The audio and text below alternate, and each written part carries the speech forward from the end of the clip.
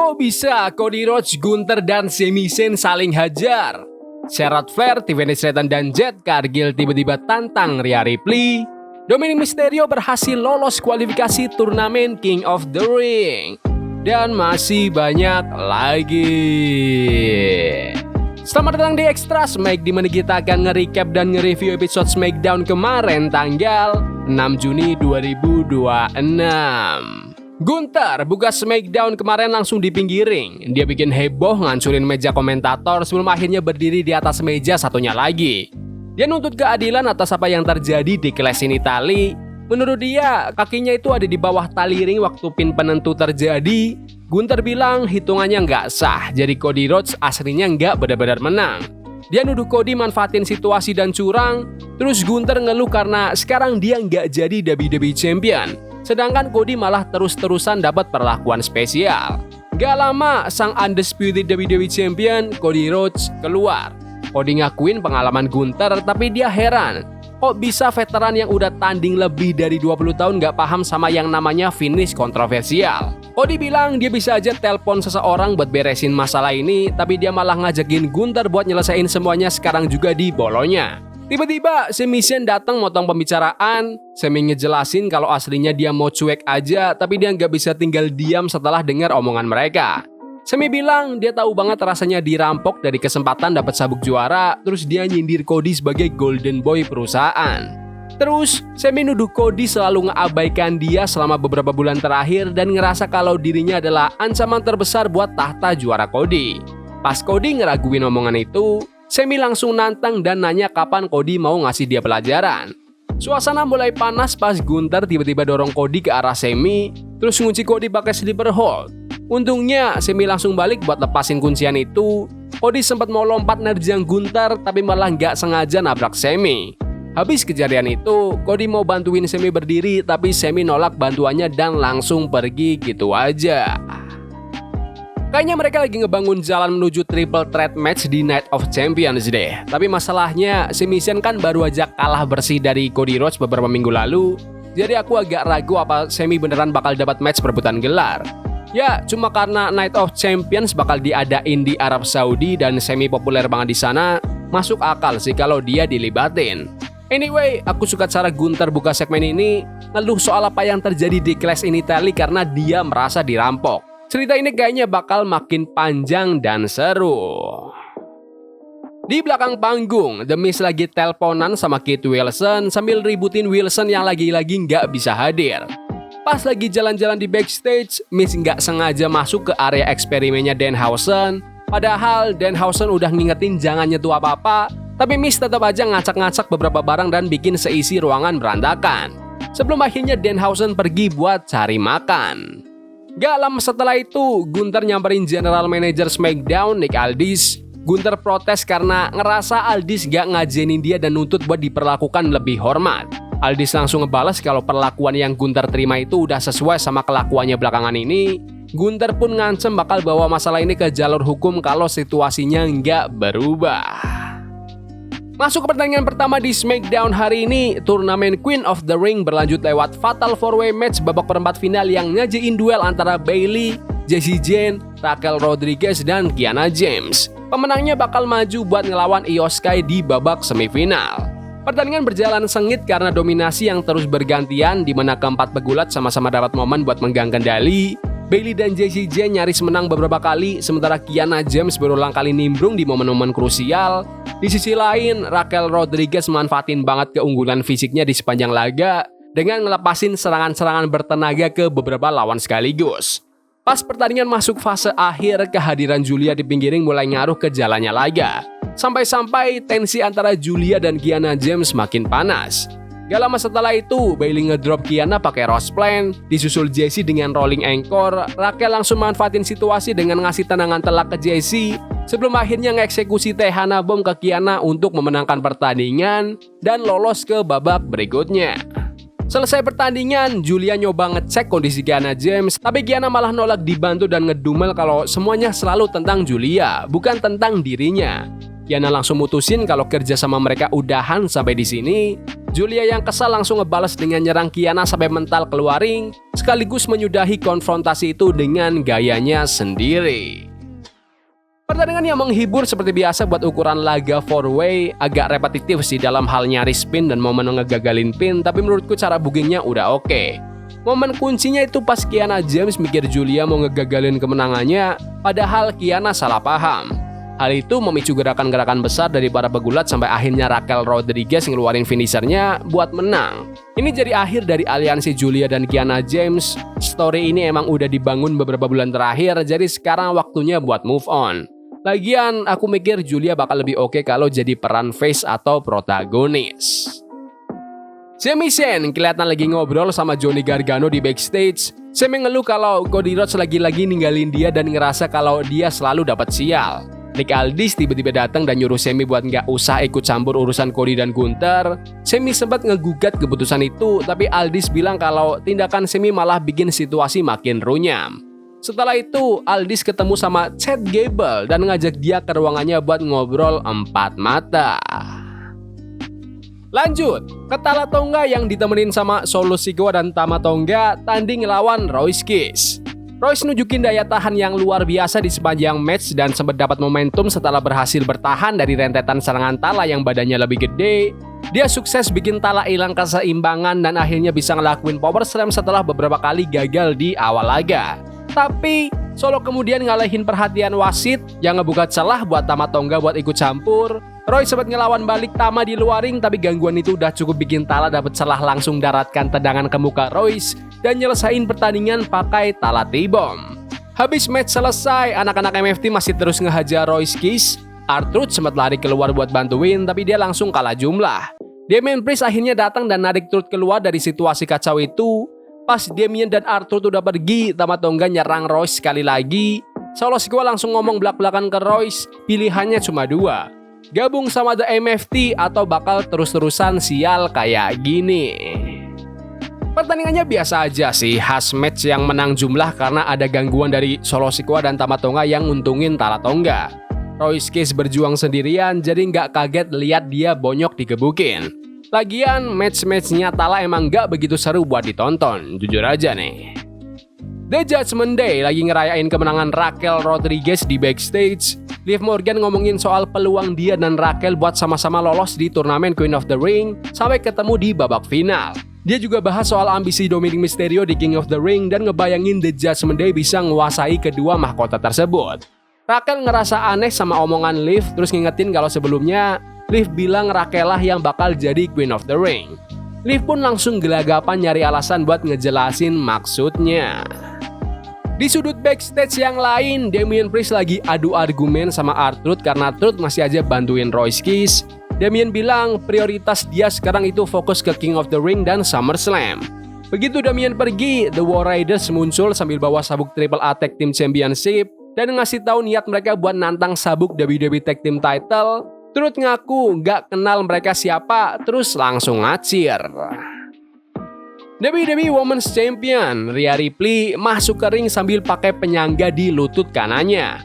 Rhea bilang dia akhirnya bisa nyelesain rivalitasnya sama Jade Cargill. Dia ngaku kalau dia lagi cedera berat gara-gara rentetan laga terakhir mereka. Tapi dia negesin kalau Jade tetap gagal buat ngehancurin dia dan buktinya dia masih jadi Women's Champion. Dia juga ngucapin terima kasih ke sekutu yang gak disangka-sangka karena udah mau bantuin dia. Ternyata sekutu itu adalah Charlotte Flair. Charlotte bilang dia respect sama Rhea dan senang bisa satu tim bareng meskipun mereka punya sejarah rivalitas yang panjang. Dia ngejelasin kalau keputusannya bantuin Rhea itu bukan karena pertemanan, tapi murni karena rasa hormat. Charlotte ngingetin semua orang kalau dia adalah The Queen dan juara wanita 14 kali, sebelum akhirnya negesin kalau dia berniat menantang gelar juara Rhea di SummerSlam. Tiffany Stratton tiba-tiba datang moto pembicaraan dan langsung ngarahin topik ke ambisi gelarnya sendiri.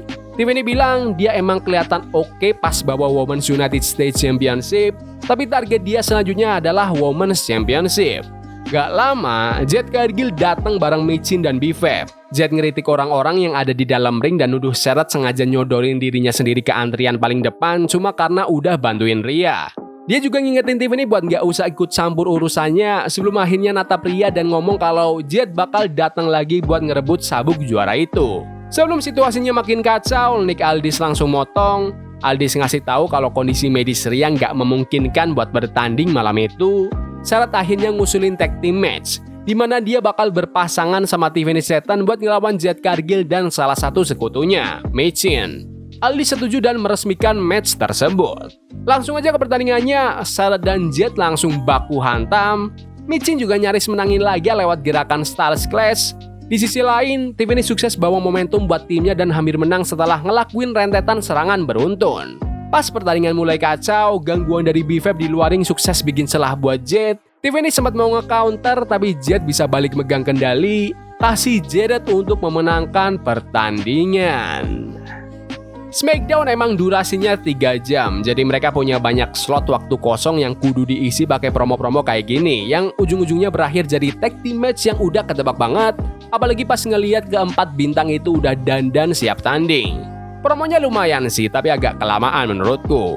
Buat pertandingannya sendiri, ini tag team match yang cukup bagus. Taktik menang jumlah kembali jadi faktor penentu di akhir laga, pas B-Fab nendang Charlotte Flair di luar ring buat ngegagalin Charlotte tag in. Alhasil, Tiffany Stratton terisolasi sendirian dan Jade Cargill bisa dapat pin. Ini bisa jadi awal ceritanya Jade bakal ngejar Women's US title yang dipegang Tiffany. Di backstage, Katie Kelly lagi wawancarai Jessie Jane setelah kekalahannya di turnamen Queen of the Ring. Jessie kekeh kalau dia berada di level yang beda dari pegulat divisi wanita lainnya meski baru aja kalah. Wawancara itu kepotong pas Jessie ketemu sama Women's Tag Team Champions, Brie Bella dan Paige. Habis adu mulut, Fallon Henley dan Lionel Reed tiba-tiba datang nyerang sang juara bertahan. Para penantang ini berdiri tegak di atas mereka sambil megang sabuk tag team, sebelum akhirnya ngelempar sabuk itu balik ke badan Brie dan Paige. Di tempat lain, Royce Kiss berterima kasih ke R-Truth karena udah belain dia tadi. Truth nyoba belain Damian Priest dan bilang kalau lama-kelamaan Royce bakal paham sifat Damian. Tapi Royce gak setuju. Dia bilang Damian jelas-jelas gak peduli sama dia. Royce negesin kalau Damian emang mau cari masalah sama dia siap ngeladenin. Lanjut, ke Carmelo Hayes yang tanding lawan Ricky Sainz dalam laga rematch setelah pertandingan mereka sebelumnya berakhir dengan double count out. Pertandingan berjalan kompetitif dari awal sampai akhir, di mana kedua pegulat saling jual beli serangan dan berulang kali nge-counter gerakan andalan masing-masing. Begitu tempo permainan makin cepat di menit-menit akhir, kedua pegulat sama-sama nyaris dapat kemenangan. Di detik-detik terakhir, Ricky dan Melo saling adu kombinasi pin sampai akhirnya Ricky nemu celah, berhasil ngelakuin pinfall sambil narik celana Melo untuk memenangkan pertandingan. Menurutku ini pertandingan yang keren dan kompetitif. Kedua pegulat sama-sama ngeluarin move besar yang berujung 2 count dan kekuatannya benar-benar seimbang di sepanjang laga. Ricky Sainz yang dapat peran heel pintar nyari cara buat menang lewat trik narik celana. Bulan lalu, Carmelo Hayes juga sempat ngalahin Ricky, jadi sekarang skor mereka imbang. Ditambah 1 match count out kemarin. Aku pribadi sih nikmatin match mereka. United States Champion Trick Williams lagi diwawancarai sama Katie Kelly di belakang panggung. Trick bilang fokus utamanya sekarang adalah menangin King of the Ring, terus lanjut ke SummerSlam dengan target jadi WWE Champion. Wawancaranya langsung kepotong sama Bron Breakker yang nyamperin Trick dan bilang kalau mereka bakal ketemu di dalam ring nanti malam.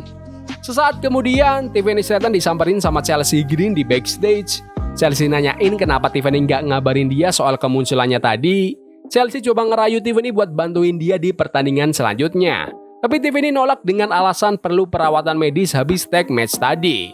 Sambil ngucapin semoga sukses ke Chelsea sebelum akhirnya dia pergi. Setelah itu, sebuah video promo ditayangin yang nampilin pendatang baru di SmackDown, Black Monroe. Black langsung ngomong ke Tiffany Stratton dan bilang kalau pertemuan mereka di masa depan bakal jadi tontonan yang megah. Black ngingetin Tiffany kalau pesona The Glamour bakal segera mendarat di SmackDown. Lanjut ke Chelsea Green yang tanding ngelawan Les Legend yang ditemenin sama Nia Jax. Chelsea nyoba ngebangun momentum pakai serangan-serangan cepat, tapi Les manfaatin banget keunggulan ukuran badan dan kekuatannya di sepanjang laga, berulang kali ngepatahin usaha Chelsea buat dominan. Chelsea sempat bangkit di menit-menit akhir pertandingan dan hampir ngebalik keadaan setelah ngejatuhin Les dan Nia sekaligus di luar ring. Sayangnya, kebangkitan itu harus kandas pas Les berhasil nge-counter serangan Chelsea dan langsung hajar pakai Les extension untuk memenangkan pertandingan. Pertandingannya lumayan oke lah buat ukuran laga TV mingguan berdurasi pendek demi ngasih Les Legend kemenangan single yang besar.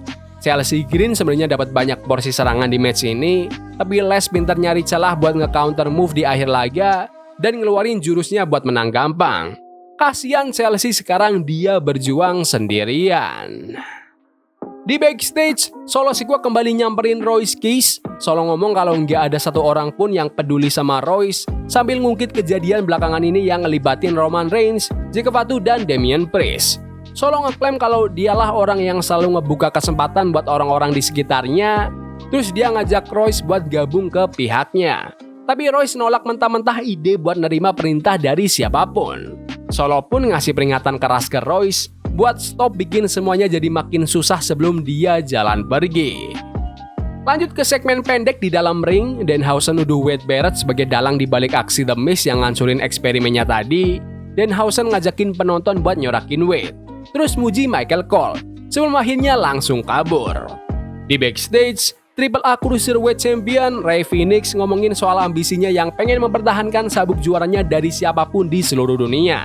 Chad Gable tiba-tiba datang memotong urusan dan minta maaf atas kelakuannya dulu yang melibatkan dunia lucha libre dan topeng yang pernah dia pakai.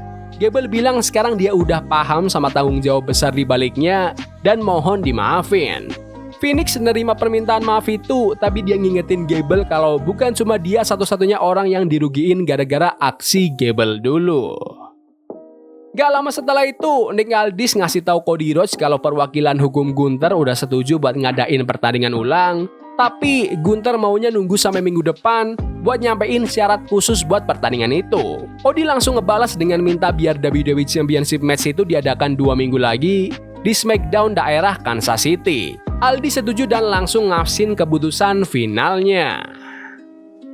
Waktunya main event. Babak perempat final King of the Ring Fatal 4-Way match antara Dominic Mysterio, Damian Priest, Bron Breakker, dan Trick Williams. Pemenangnya bakal melaju buat ngelawan Oba Femi di babak semifinal. Keempat pemegang sabuk juara ini terlibat dalam pertarungan dengan tempo yang cepat, di mana momentum kemenangan terus-terusan pindah tangan. Kekuatan Bron jadi faktor krusial di sepanjang laga. Sementara Damian berulang kali nyari perkara sama Dominic gara-gara masalah pribadi mereka yang belum kelar. Trick juga kelihatan nyaris menang di beberapa kesempatan. Pas pertarungan masuk menit-menit krusial, campur tangan dari luar ring mulai ngaco. Liv Morgan ngegagalin pin dengan ngalihin perhatian wasit. Terus gak lama Jerry McDonald nyoba buat bantuin Dominic. Damian sempat berhasil ngedrop JD, tapi Liv langsung ngasih low blow ke Damian. Dominic langsung manfaatin momen emas itu dengan ngasih 619 dan frog splash untuk memenangkan pertandingan. Selesai pertandingan, Dominic ngerayain kemenangannya bareng Liv Morgan dan JD McDonough. Dominic ngeklaim dirinya sebagai raja dari para luchador sekaligus sang King of the Ring. Sebelum akhirnya ngirim pesan ancaman ke Oba Femi biar mulai ngitung hari-hari terakhirnya. Menurutku ini pertandingan yang keren banget, penuh sama momen near fall dan banyak aksi yang bikin deg-degan. Kalau Bron Breakker yang menang aslinya bakal lebih oke sih menurutku, tapi kayaknya emang udah ada jalan cerita yang disiapin buat Dominic. Jadi aku nggak masalah lihat dia dapat kemenangan besar ini. Damian Priest dapat porsi peran yang gede di sepanjang laga dan bahkan dia yang kena pin, yang mana itu berkat andil gangguan dari Liv Morgan. Kegagalan Trick Williams buat menang gak bakal begitu ngaruh ke dia karena posisinya dia masih US Champion. Kayaknya udah ketebak banget kalau Oba Femi bakal menang mudah dari Dominic Mysterio. Jadi menurutku gak bakal kaget sih kalau tiba-tiba Brock Lesnar muncul, bikin Oba kalah dan ngasih Dominic kemenangan shock yang masif menuju babak final. Secara keseluruhan ini SmackDown yang bagus di depan penonton yang super ramai. Kualitas match-nya jauh lebih oke dibanding beberapa minggu terakhir di SmackDown. Mereka sukses ngebangun beberapa feud baru dan ngasih kisi-kisi buat angle cerita ke depannya. Beberapa bagian acara emang berasa agak alot kayak segmen promo divisi wanita yang kemakan waktu lama, tapi para pegulat wanita ini juga sukses nyajiin match yang bagus buat kita.